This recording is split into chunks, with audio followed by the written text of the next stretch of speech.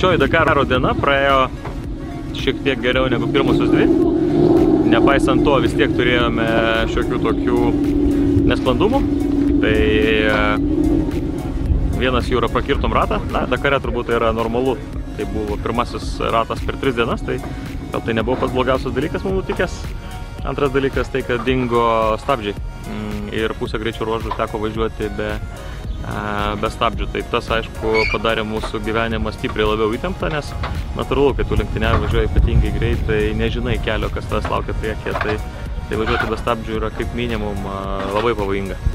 Tai va, tai pasigerinom dar šiek tiek savo starto poziciją, dabar dirbsime toliau su automobiliu ir mūsų laukia ilgas kelias į Čilę, 600 km pervažiavimo ir prasideda kopos pirmosios, tai manau, kad vėl bus tam tikrų įvairovių mūsų gyvenime.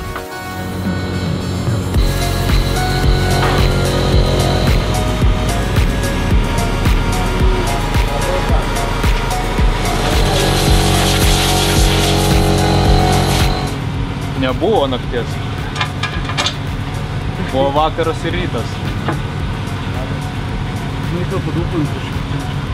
Bet reikia tikėtis, kad į naudą viskas.